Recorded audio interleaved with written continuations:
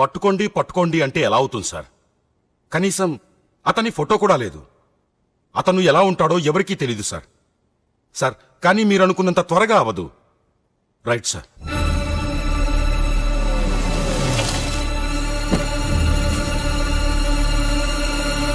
ఆ లీడర్ ఎవరో తెలిస్తే ఈ గొడవంతా ఎందుకు సార్? సార్ చెప్పండి సార్. ఆ బల్బీర్ సింగ్ వల్ల అందరి ఉద్యోగాలు పోయేలా ఉన్నాయి. ఇక్కడ డిపార్ట్మెంట్ అంతా ఆ ఏసీఎఫ్ లీడర్ గురించి tension sir. Excuse me sir. ఉండవయ్యా. ఏంటి అరెస్ట్ చేసిన వాళ్ళ? అసలు వాళ్ళ నోట్లో నుంచి చిన్న క్లూ కూడా బయటికి రావట్లేదు సార్. Okay sir. ఏంటయ్యా ఏంటి? బల్బీర్ సింగ్ గారిని కలవాలండి. అక్కడెక్కడ పైన ఉంటాడు. ఎడవయ్యా. ఈ ఏసీఎఫ్ నాయకుని పట్టుకోవడం కంటే ఆ వీరప్పని పట్టుకోవడం చాలా ఈజీలా ఉందిరా. సార్, బల్బీర్ సింగ్ గారు ఎక్కడ ఉంటారు? ఆ పైన ఎక్కడ ఉంటారు చూడవా. ప్రతి డిపార్ట్మెంట్ లోనూ ఏసీఎఫ్ మనుషులున్నారు అంటున్నారు. ఏ ప్రతి ఊళ్ళోనూ పోలీసులు లేరా? In Andhra Pradesh there are more than 83,000 police man. మరి అతను ఒక్కడు, ఒకే ఒక్కడు. షేమానస్. Excuse me sir. ఎవరినో లోపలికి ఎవరో అని ఎవరా సెక్యూరిటీ నిద్రపోతున్నారా? సారీ సార్, నేను సింగ్ గారితో మాట్లాడాలి. అసలేమి ఒక టెన్షన్ తో తెస్తున్నావు. సడన్ గా ఎంట్రీ ఇచ్చి నువ్వు ఇంకో టెన్షన్ తెస్తావుడా? మీరు ఎవరి గురించి టెన్షన్ పడుతున్నారో ఆ వ్యక్తిని నేనే సార్. ఏంటి? ఆ ఏసీఎఫ్ లీడర్ ఠాగూర్ని నేనే.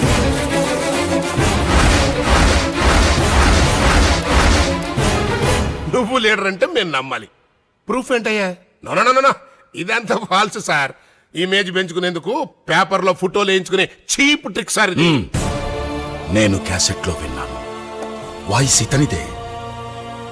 ఆ వాయిస్ లోని గాంభీర్యం, ఆ కళ్ళల్లోని తేజస్సు, ఆ confidence. Yes, you are the leader. Welcome sir. Thank you sir. Please sir.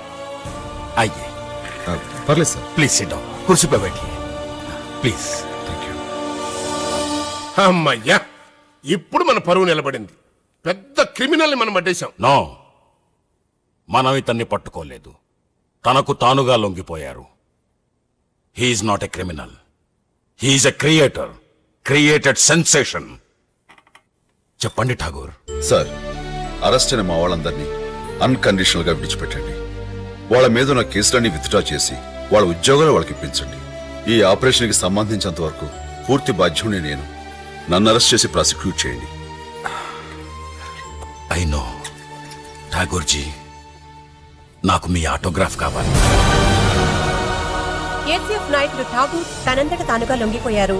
తన అనుచరులను విడుదల చేయవలసిందిగా ఆయన పోలీస్ శాఖను కోరారు. పోలీస్ యంత్రాంగం గవర్నర్ తో చర్చలు జరుపుతున్నారు. హైకోర్టు బార్ అసోసియేషన్ ఠాగూర్ కి ఉరిశిక్ష పడుతుందని ఊహిస్తున్నారు. ఈ ఊహాగానాలపై ప్రజలు తమ నిరసనను వ్యక్తం చేస్తున్నారు.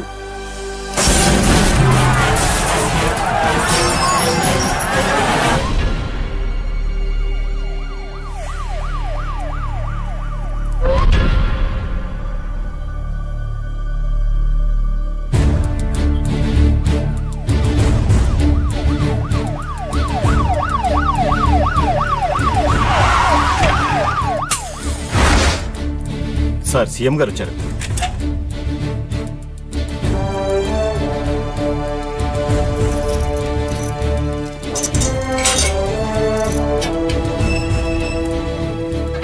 నమస్కారం సార్. నమస్కారం. ఎక్కడైనా ఎప్పుడైనా ఏ దేశంలోనైనా ఆస్తుల కంటే ఆప్తుల్ని సంపాదించుకున్నవాడే చాలా గొప్పవాడు. అది మీరు సంపాదించుకున్నారు ఠాగూర్. అలాంటి మిమ్మల్ని ఇక్కడ ఈ పరిస్థితుల్లో కలుసుకోవడం చాలా బాధగా ఉంది. నేను 20 ఏళ్ల వయస్సులో ప్రజలకేదో మంచి చేద్దామని రాజకీయాల్లో చేరాను. 60 ఏళ్ల వయసుకి పదవి వచ్చింది. టైం అంతా పదవి కాపాడుకోవటానికే సరిపోతోంది. ఠాగూర్, మే ఎవ్వరం చేయలేని మంచి మీరు చేశారు. ఈనాడు రైతులకు నీరు, ప్రజలకి రేషన్ కరెక్ట్గా టైంకి అందుతున్నాయంటే దానికి కారణం మీ ఏసీఎఫ్, మేం కాదు.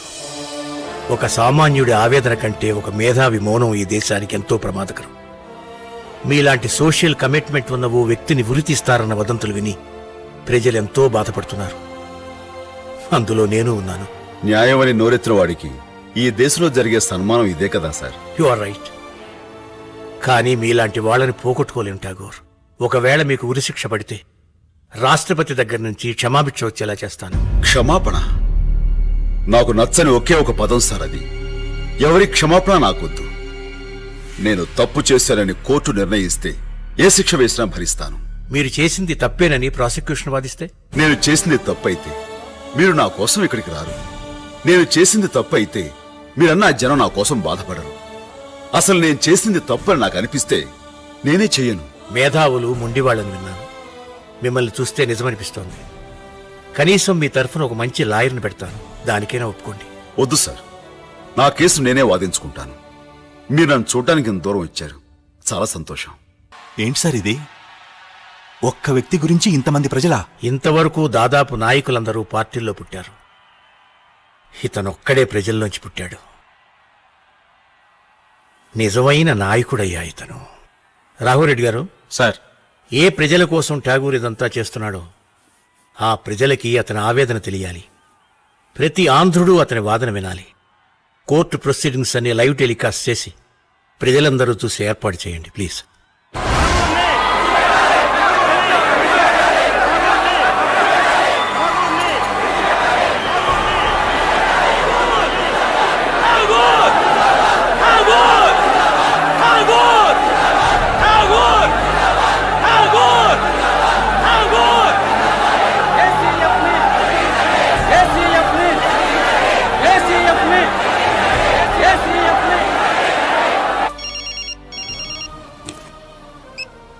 హలో సార్, నేను కోర్టు నుంచి మాట్లాడుతున్నాను. లైవ్ టెలికాస్ట్ చూస్తున్నాను, ఫోన్ పెట్టే.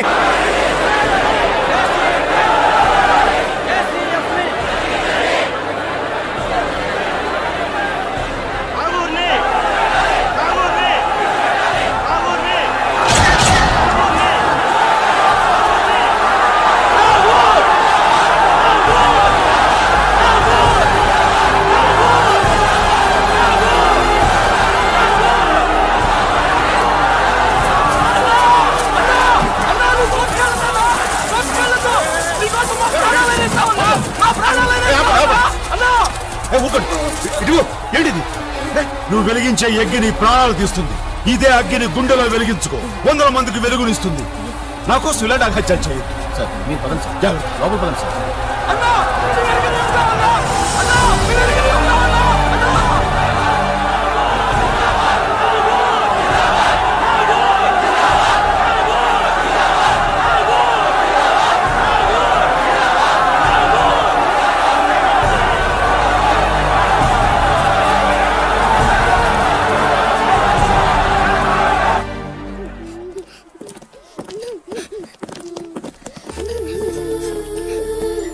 ఏంట్రా, దేనికి ఏడుస్తున్నారు? ఆ? నిన్ను ఊరి తీస్తారంటే కదా. లేదు నాన్న, మీరు అలా ఆడకూడదు. అంకుల్, అడ్డడే. దేవకి, దేవుడు నాకు 2 సార్లు పిల్లల్ని ఇచ్చాడు. ఒకసారి వాళ్ళని నాకు దూరం చేశాడు, ఇప్పుడు నన్ను వీళ్ళకి దూరం చేస్తున్నాడు. అలా అనకండి, మీకేం కాదు. ఒకవేళ నాకు ఏదైనా జరిగితే వీళ్ళని బరువు అనుకోకు, బాధ్యత అనుకో. వస్తా. ఏరా, జాగ్రత్త. ఓ సూర్యం, నీకు ప్రమోషన్ వచ్చిందా? వచ్చింది సార్, కానీ వద్దన్నాను. ఏ? ఒక రౌడీని పట్టించి, ఒక కేడీని పట్టించి, ఒక స్మగ్లర్ని పట్టించి ప్రమోషన్ తీసుకోవడంలో అర్థం ఉంది సార్. కానీ ఓ దేవుణ్ణి పట్టించి తీసుకోవాలనిపించలేదు సార్. అరే సూర్యం, నీ డ్యూటీ నువ్వు చేసావు. అందరూ నీలాగే సిన్సియర్గా డ్యూటీ చేస్తే ఈ ఠాగూర్కి కోర్టు మెట్లెక్కే అవసరం ఉండేది కాదు. నువ్విలాగే నిజాయితీని నమ్ముకో.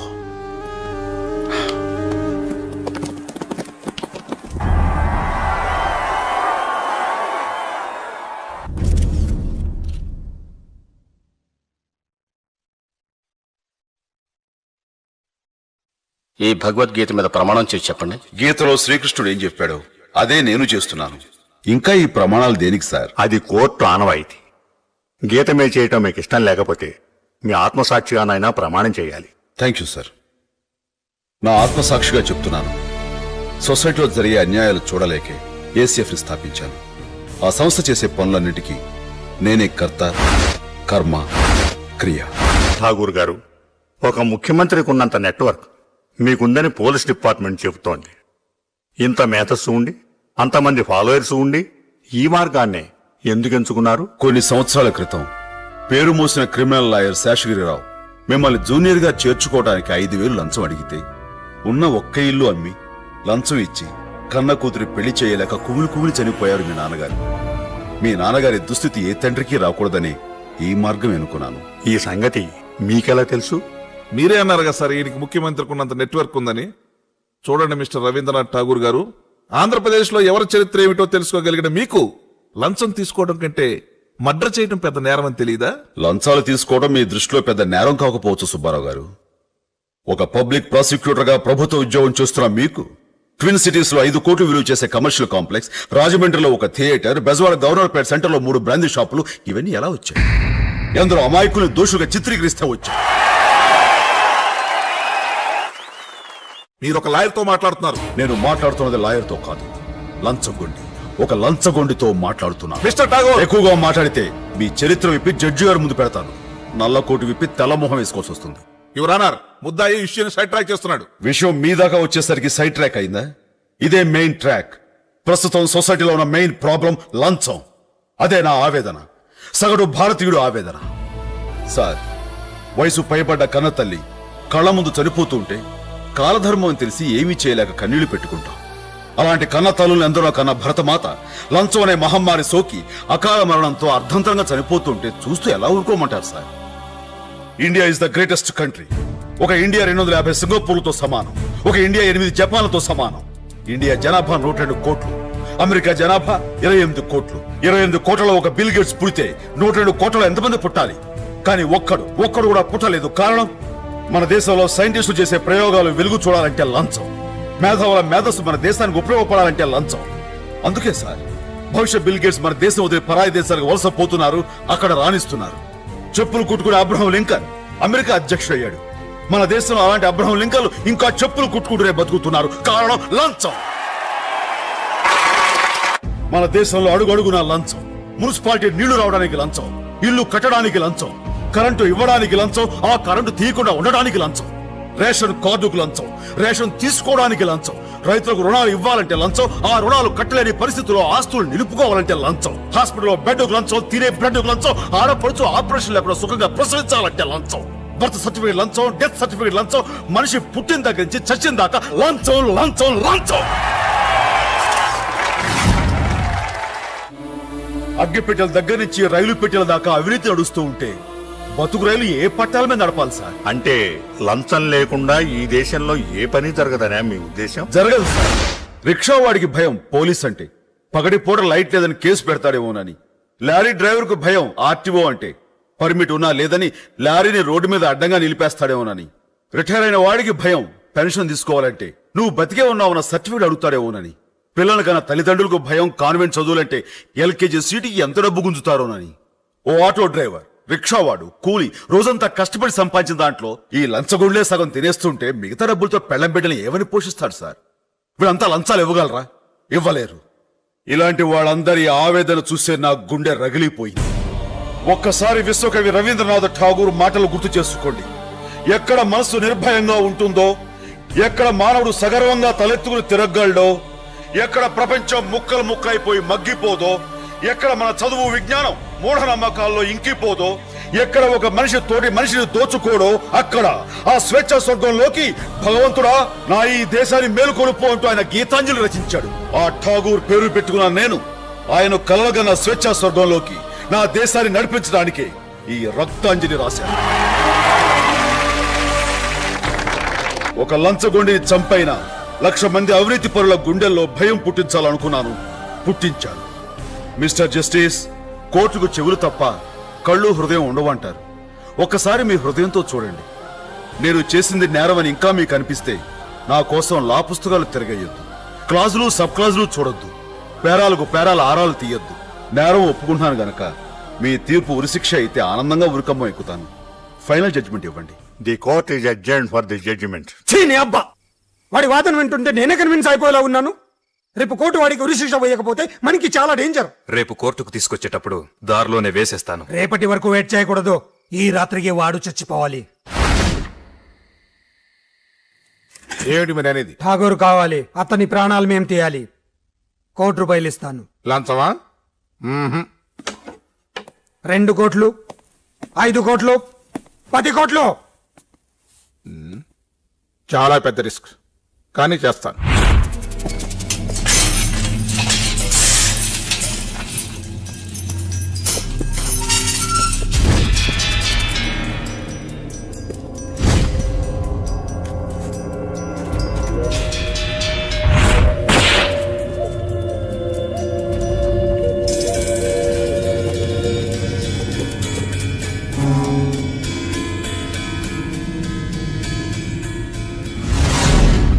ఏం ఠాగూర్, ఇక్కడికి ఎలా వచ్చానని చూస్తున్నావా? నేను ఎక్కడికైనా రాగలను, ఏమైనా చేయగలను. లంచం లంచం.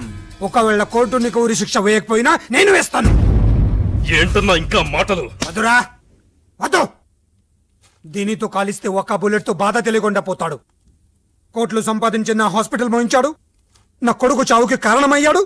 అంత సులువుగా చావకూడదురా. వీడి వల్ల నేను ఎంత టెన్షన్ పడ్డానో వాడికి మీ ద్వారా తెలియాలి.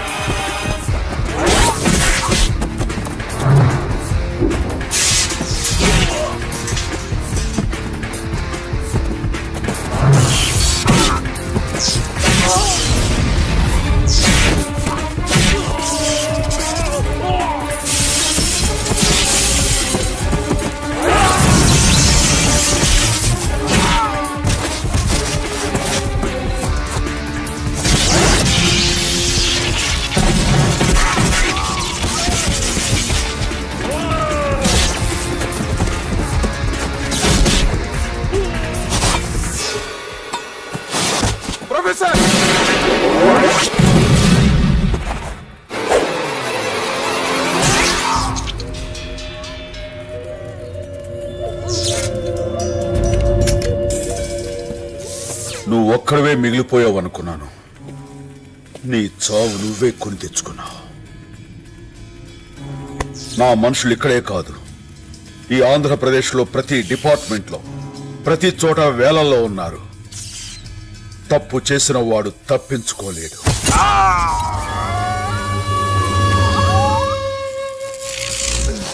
ఇదంతా నేను చూసుకుంటాను, మీరు వెళ్ళండి. Thank you.